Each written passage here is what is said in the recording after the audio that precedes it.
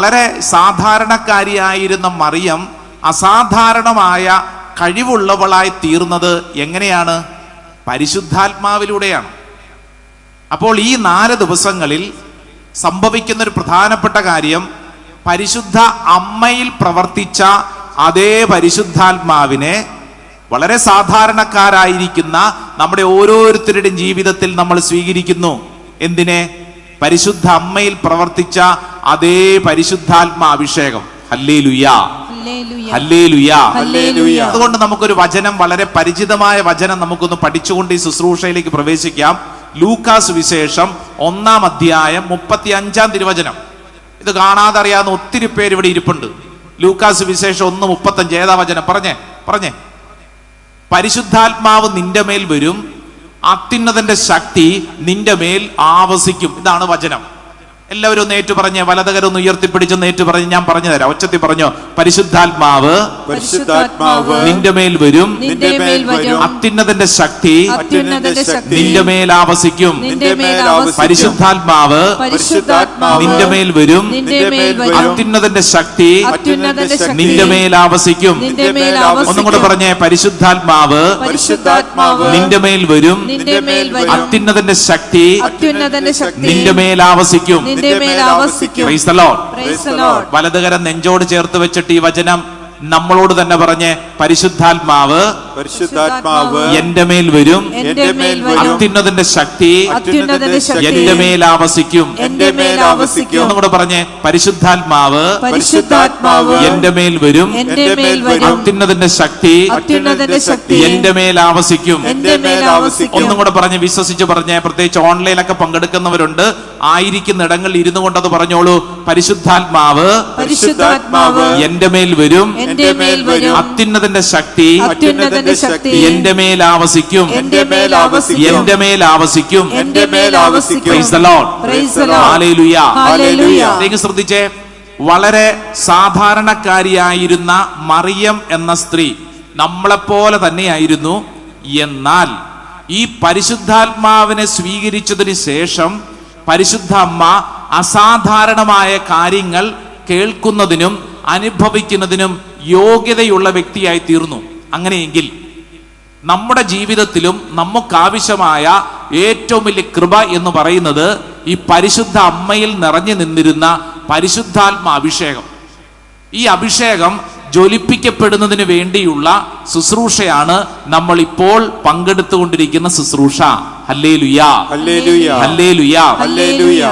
എന്തിനു വേണ്ടി നമ്മൾ ഇപ്രകാരം ഒരു ശുശ്രൂഷയിൽ പങ്കെടുക്കണമെന്ന് ചോദിച്ചാൽ വ്യക്തമായ ഉത്തരം പറയട്ടെ. പ്രിയപ്പെട്ടവരെ, ഈ പരിശുദ്ധാത്മാ അഭിഷേകം കിട്ടിക്കഴിഞ്ഞാൽ ഉണ്ടല്ലോ, നമ്മുടെ ജീവിതത്തിലെ എല്ലാ ചോദ്യങ്ങൾക്കുമുള്ള ഉത്തരമാണ്. പരിശുദ്ധാത്മാ അഭിഷേകത്തെ അനുഭവിക്കാൻ പറ്റിക്കഴിഞ്ഞാൽ നമ്മുടെ ജീവിതത്തിലെ എല്ലാ പ്രശ്നങ്ങൾക്കുള്ള പരിഹാരമാണ്. മറിയം എന്ന സാധാരണപ്പെട്ട സ്ത്രീ അനേക തരത്തിലുള്ള ഭാരത്തിലായിരുന്നു. നമ്മളെപ്പോലെ തന്നെ വളരെ ഭാരപ്പെട്ടായിരുന്നു. ബൈബിൾ ഒന്ന് തുറന്നേ. ലൂക്കായുടെ സുവിശേഷം നമുക്ക് വളരെ പരിചിതമായ വചനമാണ് നമ്മൾ വായിക്കുന്നത്. ലൂക്കായുടെ സുവിശേഷം 1-ാം അധ്യായം അതിന്റെ 30-ാം തിരുവചനം. ദൂതൻ അവളോട് പറഞ്ഞു, മറിയമേ, നീ ഭയപ്പെടേണ്ട. ദൈവസന്നിധിയിൽ നീ കൃപ കണ്ടെത്തിയിരിക്കുന്നു. ശ്രദ്ധിച്ചേ. പരിശുദ്ധ മറിയം ഭയപ്പെട്ടിരുന്നു. ഭയം പരിശുദ്ധ അമ്മയെ അത്രമേൽ പിടികൂടിയിരുന്നു. ഭയം എന്താണ്? ഭയം. പലതരത്തിൽ ഭയപ്പാടുള്ളവർ ഇവിടെ ഇരിപ്പുണ്ടെന്ന്. നമ്മുടെ വീട്ടിലുണ്ട് പലതരത്തിലുള്ള ഭയത്തിനടിമ. കഴിഞ്ഞ ദിവസം പ്രാർത്ഥിക്കാമെന്നൊരു ചേച്ചി സങ്കടപ്പെട്ടു പറഞ്ഞ, അച്ഛാ, ഞങ്ങളുടെ വീടിന്റെ അടുത്തുള്ള ഒരു ചേട്ടൻ കഴിഞ്ഞ നാളിൽ മരിച്ചു. ശവസംസ്കാരത്തിൽ പങ്കെടുത്ത അന്ന് മുതൽ എനിക്ക് രാത്രി ഉറങ്ങാൻ പറ്റുന്നില്ല. കാരണം ആ ശവസംസ്കാര സമയത്ത് എൻ്റെ ഉള്ളിലേക്കൊരു ഭയം കടന്നു വന്നു, മരണഭയം. അച്ഛാ, എനിക്ക് ഉറങ്ങാൻ പറ്റുന്നില്ല. ഞാനിങ്ങനെ കിടക്കുമ്പോൾ ശവപ്പെട്ടിയും പ്രാർത്ഥനയും ഒക്കെയാണ് എൻ്റെ മനസ്സിൽ വരുന്നത്. എനിക്ക് ഉറങ്ങാൻ പറ്റുന്നില്ല, മരണഭയം. ഞാൻ മരിച്ചു പോയേക്കുമോ എന്നുള്ള ചിന്ത എന്നെ വേട്ടയാടുന്നു, മരണഭയം. എൻ്റെ പ്രിയപ്പെട്ടവരെ, ഈ കാലഘട്ടത്തിൽ ഇവിടെ ഇരിക്കുന്ന നമ്മളൊക്കെ പലതരത്തിലുള്ള ഭയത്തിന് അടിമകളാണ്. പലതരത്തിലുള്ള ഭയം. ഇതാ വചനം പഠിപ്പിക്കുകയാണ്. പരിശുദ്ധ അമ്മ ഭയപ്പെട്ടിരുന്ന ഒരവസ്ഥയുണ്ട്. വളരെ സാധാരണക്കാരിയായിരുന്നു, ഭയപ്പെട്ടിരുന്ന ഒരവസ്ഥ. ഇനി അതിന്റെ തൊട്ട് മുമ്പുള്ള വചനം ഒന്ന് വായിച്ചേ. 1-ാം അധ്യായം 29-ാം തിരുവചനം ഒന്ന് വായിച്ചേ. മറിയത്തിന്റെ മറ്റു ചില പ്രത്യേകതകളും കൂടെ വായിക്കാൻ പറ്റും. 1-ാം അധ്യായം 29-ാം തിരുവചനം. Saint Luke's gospel chapter 1 verse 29. 29. ഈ വചനം കേട്ട് അവൾ വളരെ അസ്വസ്ഥയായി. എന്തായി? അസ്വസ്ഥയായി. She was disturbed. അവൾ അസ്വസ്ഥയായി. ഇവിടെ ഇരിക്കുന്ന പലരും അസ്വസ്ഥരാണ്. സത്യമല്ലേ? അതേന്ന് ഇരിപ്പ് കണ്ടാൽ തന്നെ അറിയാം. നമ്മളിൽ പലരും അസ്വസ്ഥരാണ്. പല വിഷയങ്ങൾ നമ്മുടെ സ്വസ്ഥത നശിപ്പിച്ചു കളഞ്ഞിരിക്കുന്നു. നമ്മുടെ ഉള്ളില് ചില വിഷയങ്ങൾ പുറത്തു പോലും പറയാൻ പറ്റാത്ത വണ്ണം അസ്വസ്ഥത, ഭാരം ഉള്ളിൽ ഇങ്ങനെ കയറിയിരിക്കുക. എന്താ ചെയ്യേണ്ടെന്ന് അറിഞ്ഞുകൂടാ. ഒരു കോൺട്രാക്ടർ, വലിയ മനുഷ്യനാണ്, ഒരു പ്രദേശത്തെ വലിയൊരു നേതാവാണ്. കരഞ്ഞോണ്ട് കഴിഞ്ഞ ദിവസം ധ്യാനകേന്ദ്രത്തിൽ വന്നിട്ട് പറഞ്ഞു, അച്ഛാ എനിക്കൊന്ന് പേഴ്സണലായിട്ട് സംസാരിക്കണം, വലിയൊരു ഭാരത്തിലാണ് ഞാൻ, എനിക്ക് ആളുകളുടെ മുമ്പിൽ വെച്ചൊന്നും പറയാൻ പറ്റാത്ത ഒരു വല്ലാത്ത വിഷം എൻ്റെ ഉള്ളിലുണ്ട്. അച്ഛാ എൻ്റെ സങ്കടം എന്താണെന്നറിയോ? ഞാനൊരു ട്രാപ്പിൽ പെട്ട് കിടക്കുക. അച്ഛാ എനിക്ക് ഇഷ്ടം പോലെ സമ്പത്തുണ്ട്, എൻ്റെ ഭാര്യ, എൻ്റെ മക്കള്, എനിക്കിപ്പോ നാട്ടിലൊരു പേരും വിലയൊക്കെ ഉണ്ട്. അച്ഛാ ഞാനൊരു ട്രാപ്പിൽ പെട്ട് കിടക്കുക, പുറത്തു പറയാൻ പറ്റത്തില്ല അച്ഛാ. കുറെ ദിവസങ്ങളായി വല്ലാത്ത സങ്കടത്തിലാണ്. സംസാരിച്ചു വന്നപ്പോൾ ഇയാള് ഇന്റർനെറ്റിലൂടെ ഇയാൾക്ക് കൈവന്ന ഒരു അബദ്ധം. അതിനുശേഷം ഇയാൾ പറയാ, അച്ഛാ എന്നെ ബ്ലാക്ക് മെയിൽ ചെയ്തുകൊണ്ടിരിക്കുക. അച്ഛാ എൻ്റെ പേര്, ഇത്രയും നാളും ഞാൻ ഈ നാട്ടിൽ ഉണ്ടാക്കിയെടുത്ത എൻ്റെ അഭിമാനം, ഈ വാർത്തകൾ പുറത്തറിഞ്ഞു കഴിഞ്ഞാൽ അച്ഛാ എൻ്റെ വീട്ടുകാര് പിന്നെ ജീവിച്ചിരിക്കുകയല്ല. അച്ഛാ ഞാൻ എന്ത് ചെയ്യും? ഉറങ്ങാൻ പറ്റുന്നില്ല, മാനസിക ഭാരം, അസ്വസ്ഥത. ഞാനിത് പറയുമ്പോൾ ഒറ്റപ്പെട്ട കേസല്ലെന്ന്.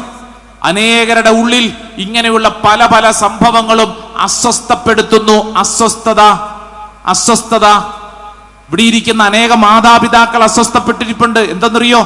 മക്കളെ കുറിച്ച് ഓർക്കും തോറും അച്ഛാ വിചാരിച്ച പോലെ കാര്യങ്ങളൊന്നും ഓടുന്നില്ല, വിചാരിച്ച പോലെ കാര്യങ്ങളൊന്നും അങ്ങോട്ട് സംഭവിക്കുന്നില്ല. അച്ഛാ മകന്റെ കാര്യം വലിയ സങ്കടം, അച്ഛാ മകളുടെ കാര്യം വലിയ സങ്കടമാണ്. വല്ലാത്ത ഭാരം അനുഭവിക്കുന്നവർ ഇവിടെ ഇരിപ്പുണ്ട്. അസ്വസ്ഥത, ഡിസ്റ്റർബൻസ്, പലതരത്തിൽ ഭാരം. പരിശുദ്ധ മറിയത്തെ കുറിച്ച് വചനം പഠിപ്പിക്കുന്നത് എന്താ? ഈ വചനം കേട്ട് അവൾ വളരെ അസ്വസ്ഥയായി. എന്താണ് ഈ അഭിവാദനത്തിന്റെ അർത്ഥമെന്ന് അവൾ ചിന്തിച്ചു. എന്നിട്ട് അവൾ ചോദ്യം ചോദിക്കുന്ന അവസ്ഥ എന്ന് പറഞ്ഞാൽ ഒന്നുമേ മനസ്സിലാവുന്നില്ല. അപ്പൊ നമുക്കൊരു കാര്യം മനസ്സിലായി, മറിയം എന്ന് പറയുന്ന സാധാരണപ്പെട്ട സ്ത്രീ എന്നെയും നിന്നെയും പോലെ അനുദിന ജീവിതത്തിൽ ഭാരപ്പെട്ടൊരു സ്ത്രീയാണ്. ഭയപ്പെട്ടിരുന്നു, അസ്വസ്ഥയായിരുന്നു, ചോദിച്ചിരുന്നു. 3 കാര്യങ്ങൾ ഒന്ന് പറഞ്ഞ. ഒന്നാമത്തെ എന്താണ്? ഭയപ്പെട്ടിരുന്നു. രണ്ടാമത്തെ എന്താണ്? അസ്വസ്ഥയായിരുന്നു. മൂന്നാമത്തെ കാര്യം ചോദിച്ചുകൊണ്ടിരുന്നു. ഇവിടെ ഇരിക്കുന്ന അനേകർ ഇങ്ങനെ ചോദിച്ചുകൊണ്ടിരിക്കുന്നവരുണ്ടാവും. ഭാരപ്പെട്ടിട്ടെ, അസ്വസ്ഥപ്പെട്ടിട്ട് ഇങ്ങനെ ചോദിച്ചോണ്ട് എന്തുകൊണ്ട് എൻ്റെ ജീവിതത്തിൽ മാത്രം ഇങ്ങനെ? ചാലക്കുടി നീ തൃശ്ശൂർക്ക് വന്ന വഴിക്കുള്ള ഒരു സ്ഥലത്തുള്ള ഒരു ചേച്ചി കഴിഞ്ഞ ദിവസം പ്രാർത്ഥിക്കാൻ വന്നപ്പോൾ പറഞ്ഞു, അച്ഛാ എൻ്റെ ജീവിതത്തിൽ മാത്രം എന്താ ഇങ്ങനെ? എൻ്റെ കൂട്ടത്തിലുള്ളവരൊക്കെ സന്തോഷമായിട്ട് കഴിയുന്നു. അച്ഛാ എൻ്റെ വിവാഹ ജീവിതം, ഒത്തിരി സ്വപ്നങ്ങളോടുകൂടെ പ്രവേശിച്ച എൻ്റെ ജീവിതം മൊത്തം തകിടം മറിഞ്ഞ് അച്ഛാ വല്ലാത്ത നരകതുല്യമായ അവസ്ഥയാ. ഞാൻ ചോദിച്ചു, ചേച്ചി മക്കളൊക്കെ ഉണ്ടോ? ഉണ്ടച്ചാ, ഒരൊറ്റ മോനുണ്ട്. 10ാം ക്ലാസ് വരെ ഓൾട്ടർ ബോയ് ആയിരുന്നു, അൾത്താര ശുശ്രൂഷയായിരുന്നു അച്ഛാ. 10ാം ക്ലാസ് വരെ ഓൾട്ടർ ബോയ്. +1 +2 പഠന കാലഘട്ടത്തിൽ അവന്റെ സ്വഭാവം മാറാൻ തുടങ്ങി. ഇപ്പോഴെന്താ അവസ്ഥ എന്നറിയോ? രാത്രിയിൽ ഏതെങ്കിലും ഒരു സമയത്ത് കയറി വരും, ചീഞ്ഞ മണാച്ച മണം, അടുക്കാൻ പറ്റത്തില്ല. എന്തൊക്കെയോ മദ്യത്തിന്റെയും പലതിന്റെയും മണം. രാത്രിയിൽ എപ്പോഴെങ്കിലും കയറി വന്നിട്ട് കിടക്കും. ഒരു സ്വസ്ഥതയില്ലച്ച. നേരം വെളുക്കുമ്പോഴൊന്നും എഴുന്നേക്കത്തില്ല. എപ്പോഴാ എഴുന്നേക്കണമെന്നൊരു പിടിയില്ല. ഒന്നും ചോദിക്കാൻ പാടില്ല അച്ഛാ. അവൻ ഇഷ്ടമല്ല. അവൻ എപ്പോഴും ദേഷ്യമാണ്. എപ്പോഴും ദേഷ്യം. ഞാൻ ചോദിച്ചു, ഹസ്ബൻഡില്ലേ? ഉണ്ടച്ചാ. പക്ഷെ എൻ്റെ പ്രാർത്ഥന എന്താണെന്നറിയോ? എൻ്റെ ഹസ്ബൻഡും എൻ്റെ മകനും തമ്മിൽ കണ്ടുമുട്ടല്ലേ എന്നാണ് എൻ്റെ പ്രാർത്ഥന. ഞാൻ ചോദിച്ചു, അതെന്താ ചേച്ചി അങ്ങനെ? അയ്യോ എൻ്റെ അച്ഛൻ ഒന്നും പറയണ്ട, എൻ്റെ ഭർത്താവ് ഒരു ഓട്ടോറിക്ഷ ഓടിക്കുന്ന മനുഷ്യനാ, ഈ മനുഷ്യനും എൻ്റെ മകനും തമ്മിൽ കണ്ടുമുട്ടി രണ്ടും കൂടെ അടിയാ. ഇപ്പൊ 3-4 തവണ പോലീസുകാരെ കൊണ്ടുവന്നിട്ട് ഇവരെ തമ്മിലുള്ള അടി തന്നെ അവസാനിപ്പിച്ച് സ്വന്തം വീട്ടില് അപ്പനും മകനും കൂടെ. ഈ സ്ത്രീ പറയും, എൻ്റെ ഭർത്താവും എൻ്റെ മകനും തമ്മിൽ കണ്ടുമുട്ടല്ലേ എന്ന് എൻ്റെ പ്രാർത്ഥനയെന്ന്. അത്രമേൽ നരകതുല്യമായ അവസ്ഥയിൽ ആ സ്ത്രീ ചോദിക്കുന്ന ചോദ്യം എന്നാന്നറിയോ? എന്താ അച്ഛാ എൻ്റെ ജീവിതത്തിൽ മാത്രം ഇങ്ങനെ? എന്തോരം സ്വപ്നം കണ്ട ജീവിതമെന്നറിയോ? എൻ്റെ കൂടെ പഠിച്ചവരും എൻ്റെ ദേശത്തുള്ളവരൊക്കെ സന്തോഷമായിട്ട് കഴിയുമ്പോൾ എനിക്ക് മാത്രം എന്താ ഇങ്ങനെ? ഇവിടെ ഇരിക്കുന്ന അനേകരുടെ ഉള്ളിൽ ഈ ചോദ്യം ഉണ്ടെന്ന്, എനിക്ക് മാത്രം എന്താ ഇങ്ങനെ? ഈ ചോദ്യം മറിയം എന്ന സ്ത്രീ, സാധാരണപ്പെട്ട സ്ത്രീ വർഷങ്ങൾക്ക് മുമ്പ് ചോദിച്ചതാണെന്ന്. എന്നാൽ ഇങ്ങോട്ട് ശ്രദ്ധിച്ചേ, എന്നാൽ ഈ മറിയത്തിന്റെ ജീവിതത്തിന്റെ അവസ്ഥ മാറിയത് എപ്പോൾ മുതലാണെന്നറിയോ? പരിശുദ്ധാത്മാവിനെ എക്സ്പീരിയൻസ് ചെയ്ത സമയം മുതൽ ഈ മറിയത്തിന്റെ അവസ്ഥയ്ക്ക് മാറ്റം സംഭവിച്ചു. വലതുകരമുയർത്തി ഉച്ചത്തിൽ ഒരു ആമേൻ പറഞ്ഞേ. ആമേൻ, ആമേൻ, ആമേൻ, ആമേൻ, ആമേൻ. പ്രിയപ്പെട്ടവരെ, പരിശുദ്ധാത്മാവ് മറിയം എന്ന സാധാരണപ്പെട്ട ജീവിതത്തിൽ ഇടപെടാൻ തുടങ്ങിയപ്പോൾ മുതല് അവളുടെ സ്വഭാവം മാറി. പിന്നീട് അവൾ ഇന്നോളം ഒരു ചോദ്യം ചോദിച്ചിട്ടില്ല, ഒരു വിഷയത്തിന്റെ മുമ്പിൽ ഭയപ്പെട്ടിട്ടില്ല, ഒരു ജീവിതത്തിന്റെ ഒരവസ്ഥയുടെ മുമ്പിൽ അവൾ അസ്വസ്ഥപ്പെട്ടിട്ടില്ല. മറിച്ച് എല്ലാം അവൾ ഇതാ കർത്താവിന്റെ ദാസി എന്നും പറഞ്ഞ് ഏറ്റെടുക്കാനുള്ള ചങ്കുറപ്പ് കിട്ടിയത് എങ്ങനെ? പരിശുദ്ധാത്മാവിലൂടെ. ഹല്ലേലൂയ, ഹല്ലേലൂയ, ഹല്ലേലൂയ, ഹല്ലേലൂയ. അങ്ങനെയെങ്കിൽ ഈ മരിയൻ കൺവെൻഷൻ ശുശ്രൂഷ സമയത്ത് പരിശുദ്ധ അമ്മ എനിക്കും നിങ്ങൾക്കും വാഗ്ദാനം ചെയ്യുന്ന എന്താണെന്നറിയാവോ? ഇതേ അഭിഷേകം, ഇതേ പരിശുദ്ധാത്മാവിന്റെ അഭിഷേകം. ഇവിടെ ഇരിക്കുന്ന നിങ്ങളുടെ ജീവിതത്തിൽ ഏത് വിഷയത്തിലൂടെ കടന്നു പോകുന്നെങ്കിലും മറിയം പഠിപ്പിക്കുന്ന പ്രധാനപ്പെട്ട കാര്യം, മക്കളെ, പരിശുദ്ധാത്മാവിനെ കൂട്ടിന് പിടിച്ചാൽ നിന്റെ പ്രശ്നത്തിന് പരിഹാരമുണ്ട്. നിന്റെ പ്രശ്നത്തിന് പരിഹാരമുണ്ട്. നിന്റെ അവസ്ഥ മാറും. പരിശുദ്ധാത്മാവ് നിന്റെ അവസ്ഥ മാറ്റും. ഹല്ലേലൂയ, ഹല്ലേലൂയ, ഹല്ലേലൂയ, ഹല്ലേലൂയ. അടുത്തിരിക്കുന്ന ആളോട് പറഞ്ഞേ, പരിശുദ്ധാത്മാവ് നിന്റെ അവസ്ഥ മാറ്റും. പറഞ്ഞു കൊടുത്തേ, പരിശുദ്ധാത്മാവ് നിന്റെ അവസ്ഥ മാറ്റും. ബന്ധനമഴിയട്ടെ, കെട്ടുകൾ പൊട്ടട്ടെ, ബന്ധനമഴിയട്ടെ, കെട്ടുകൾ പൊട്ടട്ടെ, ബന്ധനമഴിയട്ടെ, കെട്ടുകൾ പൊട്ടട്ടെ, ബന്ധനമഴിയട്ടെ, എല്ലാ കെട്ടുകളും പൊട്ടട്ടെ, ബന്ധനമഴിയട്ടെ, കെട്ടുകൾ പൊട്ടട്ടെ, ബന്ധനമഴിയട്ടെ, കെട്ടുകൾ പൊട്ടട്ടെ, രക്തം തിരുരക്തം ഞങ്ങളിൽ വീഴട്ടെ, പാപം പാപം നീങ്ങിപ്പോകട്ടെ, രക്തം തിരുരക്തം ഞങ്ങളിൽ വീഴട്ടെ, പാപം നീങ്ങിപ്പോകട്ടെ.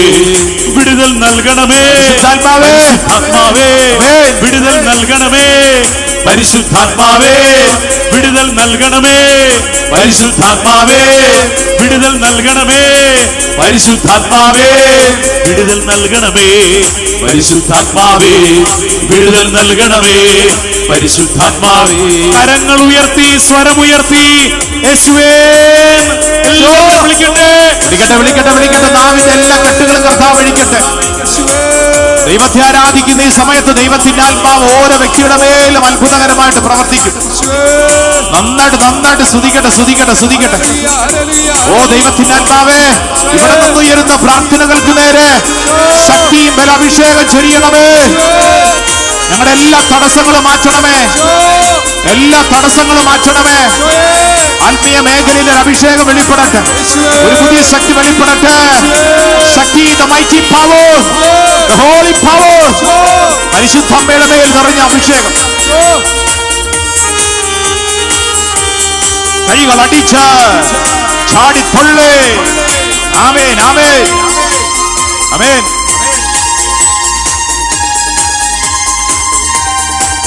ആമേൻ. mighty power, രക്തം തിരുരക്തം ഞങ്ങൾ വീഴട്ടെ, രോഗം നീങ്ങിപ്പോകട്ടെ, രക്തം തിരുരക്തം ഞങ്ങളിൽ വീഴട്ടെ, രോഗം നീങ്ങിപ്പോകട്ടെ. രക്തം തിരുരക്തം ഞങ്ങൾ വീഴട്ടെ. രോഗം സംഭവിക്കട്ടെ. ഈ ശുശ്രൂഷ സമയത്ത് സംഭവിക്കട്ടെ. വിടുതൽ നൽകണമേ പരിശുദ്ധാത്മാവേ. പരിശുദ്ധാത്മാവേ, വിടുതൽ നൽകണമേ. പരിശുദ്ധാത്മാവേ, വിടുതൽ നൽകണമേ. പരിശുദ്ധാത്മാവേ, വിടുതൽ നൽകണമേ. പരിശുദ്ധാത്മാവേ, വിടുതൽ നൽകണമേ. പരിശുദ്ധാത്മാവേ, വിടുതൽ നൽകണമേ. പരിശുദ്ധാത്മാവേ, പാപത്തിന്റെ ചങ്ങലയെല്ലാം ഞെരിഞ്ഞു പോകട്ടെ. പാപത്തിന്റെ ചങ്ങലയെല്ലാം പുതിയ അഭിഷേകം. ശാപത്തിന്റെ ചങ്ങലയെല്ലാം പൊട്ടിത്തകർന്നു പോകട്ടെ. ശാപത്തിന്റെ ചങ്ങലയെല്ലാം പൊട്ടിത്തകർന്നു പോകട്ടെ. അടിമച്ചങ്ങല അഴിയട്ടെ യേശുവിന്റെ നാമത്തിൽ. അടിമച്ചങ്ങല അഴിയട്ടെ യേശുവിന്റെ കൈകൾ ഉയർത്തി നാമത്തിൽ. കൈയടിച്ച്. അടിമച്ചങ്ങല അഴിയട്ടെ യേശുവിന്റെ നാമത്തിൽ. എല്ലാവരും അടിമച്ചങ്ങല അഴിയട്ടെ ആഗ്രഹിക്കട്ടെ. യേശുവിന്റെ പുതിയ നാമത്തിൽ. അഭിഷേകം. അടിമച്ചങ്ങല പത്രോസും ശീലാസും പ്രാർത്ഥിച്ചുകൊണ്ടിരുന്നപ്പോൾ അടിമച്ചങ്ങല തടവറ കുലുങ്ങിയതുപോലെ, കാരാഗ്രഹത്തിന്റെ അടിത്തറ കുലുങ്ങിയതുപോലെ, വാതിലുകൾ തുറക്കപ്പെട്ടതുപോലെ, ചങ്ങലകൾ അഴിഞ്ഞു വീണതുപോലെ, ഇപ്പോൾ ഈ ശുശ്രൂഷ സമയത്ത് ഇപ്പോൾ പ്രാർത്ഥനയിലായിരിക്കുന്ന ഓരോ വ്യക്തിയുടെയും കുടുംബത്തിന്റെ മേലും കുടുംബജീവിത വഴികളുടെ മേലും അനുഭവപ്പെടുന്ന എല്ലാ ചങ്ങലകളും, എല്ലാ ബന്ധനങ്ങളും, എല്ലാ അടഞ്ഞ വാതിലുകളും ഓ ദൈവത്തിന്റെ ആത്മാവെ തുറക്കണമേ. ഒരു പുതിയ അഭിഷേകം അനേകരിലേക്ക് വെളിപ്പെടുന്നു. പരിശുദ്ധാത്മാവിന്റെ ശക്തി വെളിപ്പെടുന്നു. കരങ്ങൾ ഉയർത്തി വിളിക്കുന്നുണ്ട് ഈശോ.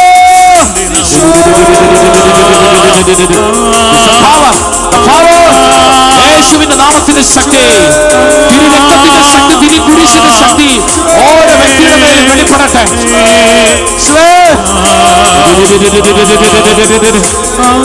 ഭാഷാവരത്തിലൊക്കെ പ്രാർത്ഥിക്കുന്നവർ ഭാഷാവരത്തിൽ പ്രാർത്ഥിക്കട്ടെ. ദൈവത്തിന്റെ ആത്മാവ് അനേകരെ തൊടുന്നു. അനേക വ്യക്തികളുടെ ശരീരത്തെ കർത്താവ് തൊടുന്നു. മാനസിക ദുഃഖങ്ങളെ കർത്താവ് തൊടുന്നു. ഓർത്തോർത്ത് ദുഃഖിക്കുന്ന സ്വഭാവത്തെ പരിശുദ്ധാത്മാവ് തൊടുന്നു. ഓ ദൈവമേ, ഈ ശുശ്രൂഷ സമയത്ത് കാണപ്പെടുന്ന അത്ഭുതങ്ങളും അടയാളങ്ങളും സംഭവിക്കട്ടെ. യേശുവേ, വിശ്വസിച്ചേറ്റെടുക്കുന്നു.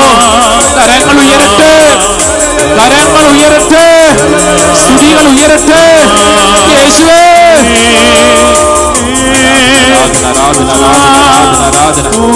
ആരാധന, ആരാധന, ആരാധന. ദൈവത്തിന്റെ ആത്മാവേ ഈ ദൈവജനത്തിന്റെ മേലെ പ്രവർത്തിക്കട്ടെ. ദൈവജനത്തിന്റെ മേലെ പ്രവർത്തിക്കട്ടെ. ദൈവശക്തി വെളിപ്പെടട്ടെ. തടസ്സങ്ങൾ കർത്താവ് എടുത്തു മാറ്റുന്നു. അനേകരുടെ മേൽ കർത്താവിന്റെ കൃപ ഒഴുകപ്പെടുന്നു.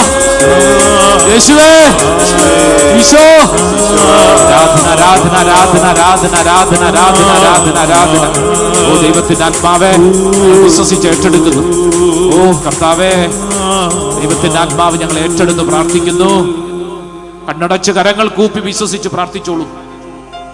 നിന്റെ അവസ്ഥ കർത്താവ് മാറ്റും. നിന്റെ ഇപ്പോൾ ആയിരിക്കുന്ന അവസ്ഥയ്ക്ക് മാറ്റമുണ്ടാകുമെന്ന് കണ്ണീരോടെ വരുന്ന നിന്നെ കർത്താവ് ആശ്വസിപ്പിക്കാൻ ആഗ്രഹിക്കുന്ന സഹോദര സഹോദരി, തമ്പുരാൻ കർത്താവിന്റെ മുമ്പിൽ കണ്ണുകളടച്ച് രണ്ടു കരങ്ങളും നെഞ്ചോട് ചേർത്ത് വെച്ചൊന്ന് ചിന്തിച്ച് പ്രാർത്ഥിച്ച്. ചില തടസ്സങ്ങളുടെ മുമ്പിൽ എത്ര നാളായി നീ വിഷമിക്കുന്നു. നിന്റെ കണ്ണുനീര് ഒരു മനുഷ്യന് മനസ്സിലാകുന്നില്ലോ എന്ന് വിഷമമുണ്ടോ? ഇതാ ഈശോ നിന്നെ തൊട്ടനുഗ്രഹിക്കുന്ന സമയം. എന്റെ സഹോദര സഹോദരി, നിന്റെ ജീവിതത്തിന്റെ അവസ്ഥയ്ക്ക് കർത്താവ് മാറ്റം വരുത്താൻ കടന്നു വരുന്നു. പരിശുദ്ധ മറിയത്തിന്റെ ജീവിതത്തിന്റെ അവസ്ഥയ്ക്ക് മാറ്റം വരുത്തിയ ദൈവത്തിന്റെ ആത്മാവ് നിന്റെ അവസ്ഥയ്ക്ക് മാറ്റം വരുത്തുന്നു. നീ പ്രാർത്ഥനാ ശുശ്രൂഷയിലായിരിക്കുമ്പോ തന്നെ കർത്താവ് തൊടുന്നു. യേശുവേ,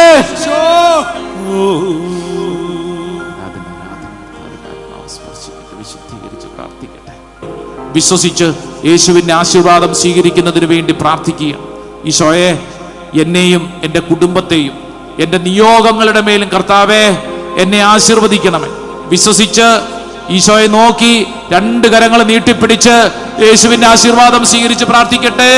എന്നെയൊന്നു തൊടണേ യേശുവേ, ഇപ്പോൾ തന്നെ തൊടണേ യേശുവേ, വന്നു തൊടണേ. എന്നെ ഒന്ന് തൊടണമേ കർത്താവേ. എന്നെയൊന്നു തൊടണേ ഇപ്പോൾ ഇപ്പോൾ തന്നെ തൊടണേ, ഉന്നതൻ വന്നു തൊടണേ. യേശുവേ, എന്നെയൊന്നു തൊടണേ, ഇപ്പോൾ തന്നെ തൊടണേ, ഉന്നതൻ വന്നു തൊടണേ. ഉന്നതൻ വന്നു തൊടണേ.